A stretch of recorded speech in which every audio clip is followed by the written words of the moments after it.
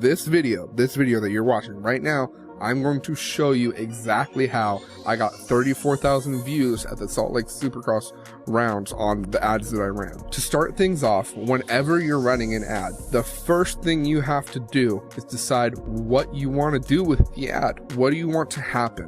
What's your overall objective? What's that old saying, right?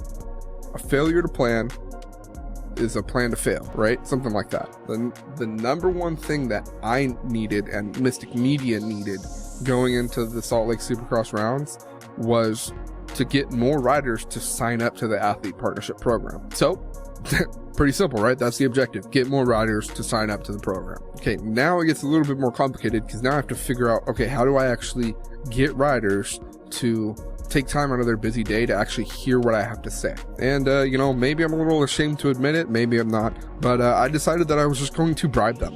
And by what I was going to do is give them $100 to talk to me. Literally, all they had to do was just book a time, talk to me, and I would give them $100 regardless of whether or not they signed up for the program. My hope was that by putting my money where my mouth is with no strings attached, that would prove that I'm legit and that they have nothing to lose by talking to me. So now we have our objective and we have an offer that is designed to achieve that objective. Very important. If the offer doesn't achieve the objective, it doesn't make sense. What are you doing? That's weird. So then the next step was to figure out a targeting strategy that would actually get that offer in front of the riders. Going into SLC, I knew that only the riders and essential staff were actually going to be allowed physically at the stadium and in the pits during the race. So there would be no fans, just riders and essential staff. So that gives us something to go off of, right? We have a location, Rice-Eccles Stadium. Now, traditionally, when you're doing locational targeting or what's known as geo-targeting with Facebook and Instagram ads, the best you can do is a 1 mile radius, right? Circle around the location that is a 1 mile, wide. But that leaves a lot of extra people in the targeting that are irrelevant to the objective. At Rice-Eccles, for example, you have busy streets, you got a train station, you got the college, which is right across the street. You got BLM protests, which were actually marching past the stadium at the time. You got homes, apartments, bars, all kinds of shit, all within that 1 mile radius. All of that would make the ad unnecessarily more expensive, and moreover, and most importantly, it would make it so much harder to be sure that I was actually reaching the people that were relevant to my objective. Now, to avoid that, there's a really simple trick. All you gotta do is just exclude that area. It's pretty simple. And now here's the other thing. Keep in mind, this is not just something you could do at Supercross. You could do this with motocross. You could do this for a mall. You could do this for like a business seminar. Say like you have like a convention center and it's like a trade show or something, and you want to bring even more attention to you at the trade show. You can do it anywhere, and you can get the included area down to a pretty small little area, and it's actually pretty accurate. It's about as accurate as GPS, but GPS is accurate to about 1 meter square. So that's about in between 2 feet and 3 feet. So it's pretty accurate. Now you would think that I would just want to target the riders, right? So then what about all this essential staff in the area? Well, you'd be wrong, because that essential staff includes their mechanics, their team personnel, their entourage, and even their significant others, right? Their wives. In a perfect world, if those people in the riders' inner circle actually see the ad as well, maybe they might end up talking to the riders about it, and maybe, hopefully, that'll push the needle closer to them being willing to talk to me. So with that, I decided that I wanted to target everyone that was allowed to be in attendance at the race, because I knew there wouldn't be fans. I knew there'd only be riders and essential staff. Now, here's the other thing. I knew from personal experience from going to races and being in the pits that, that wait in between, like qualifying the heat races, it can take an eternity. And without the distraction of the fans, people were definitely going to be trying to pass the time by scrolling through Facebook and Instagram. Also, and this might seem redundant, but it is important for the targeting, it's unlikely that anyone would be scrolling through on a computer. They're going to be scrolling through on their phones. So we want to go ahead and exclude computers, only include mobile devices. So with that, we have what's called placement, right? So that's another part of their targeting. Facebook and Instagram news feeds, mobile devices only. And again, you know, I'm probably sounding like a broken record at this point, but because of the restrictions of who was allowed to be there physically, I concluded that there would be absolutely no benefit to adding more tiers of targeting on top of that with like interests or demos or anything like that. So we just love the targeting as that. There's more you could do, but we left it as that. So to recap, my targeting was as follows. You had the Facebook and Instagram mobile news feeds, right? So that's one part. You had Rice Echo Stadium, that's the other part. And then you have all men and women that are in that physical area, right? So now we know who we're talking to, we know how we're gonna find them, and it's simple enough, right? And as you can see on the screen, I don't know if it's over here or over here, it's somewhere. But you can read it yourself. It's kind of long, so feel free to pause the video, read it. If you can't read it because the text is too small, just send me a message. I'll send you a screenshot of it.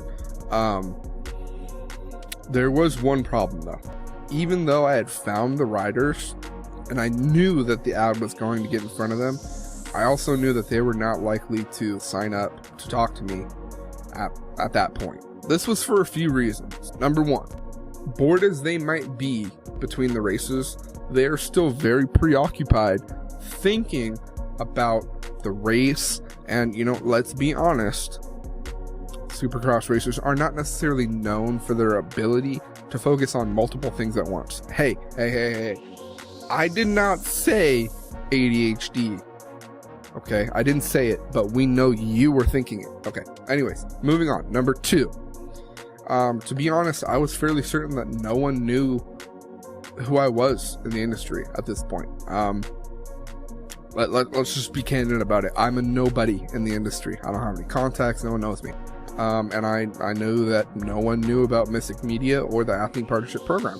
Because of all that, I knew that they would not trust me enough yet to talk to me. I was going to need to get in front of them again.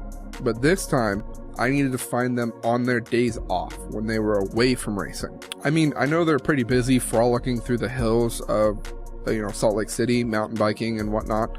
But it was only a matter of time before they took a break to take a dump or something, and they'd be scrolling through social media again. But, you know, last time we used the stadium to find them. How did we find them this time when they're all over the Salt Lake area? You know, they're in Park City, they're in Salt Lake, they're, you know, there's a huge area that they could be staying in. So I don't know where they physically are, but I do know that they saw my ad, and I knew that they would have watched at least some of the video from that ad because, you know, the subject matter was very relevant to them. I literally called them out in the first line. Hey, Supercross riders. They're gonna watch at least the first 10 seconds, is my guess. And with that, I could retarget them. So I created a custom audience in my targeting of everyone that watched at least 3 seconds from my first ad. Typically, I would have created the custom audience off of 25% or more views, but because the stadium was so restrictive on who was actually allowed on the premises, I knew that the total views would be much less compared to a typical Supercross race, and because of that, I could afford to include more people by reducing the watch time parameters and having more people in the audience. And the retargeting ad was pretty simple. Feel free to pause the video and read it. I'm not going to read it for you, so go ahead and pause the video. You can read yourself. And again, if the text is too small, just message me. I'll send you a screenshot of it. At this point, there wasn't a whole lot more that I could do productively to get them to talk, to get the riders to talk to me. So with the final piece of the puzzle in place, I turned on the campaigns and let it run. So let's get down to brass tacks and let's talk about some of the numbers, you know, the costs and what I was able to get from it. On the first ad, I spent a total of $304.47 split up across all 7 rounds. And I got 5,367 3-second or more views from that. That's roughly 5 cents per 3-second view. I took that 5,367 views and retargeted them, and on that I spent $65.41, and I got 58 people to view my appointment booking page, not click, actually view the page. Of those 58 people, 2 of them booked a time to talk to me. Both of them were pro riders, and I gave both of them their $100 thank you bonus for talking to me. In total, I spent $569.88 and got over 34,000 views across all my ads. The biggest win here, though, was that I got 2 riders to actually sign up for the Athlete Partnership Program, right? Woo! I actually accomplished the objective that I set out to accomplish. So yeah, that's Salt Lake City. That's what we did, and that's what happened. If you have any questions on how to set up any specific back-end components of any of this, feel free to book a time to talk to me on the calendar below this video. Now, hold on a second. I know I just showed you everything and you got everything you wanted, but there's one more thing I want to tell you. If you are a pro rider, I am still offering that $100 thank you bonus from the ad, just for hearing me out. I mean, just think about it for a second. Motocross has been cut short. Who knows if we get all 9 rounds in? And then, God, who knows what happens in 2021? You know, I don't even think God knows at this point. People have been saying, oh, God only knows, but it's like, does he? Who could have guessed that we were going to be here, right?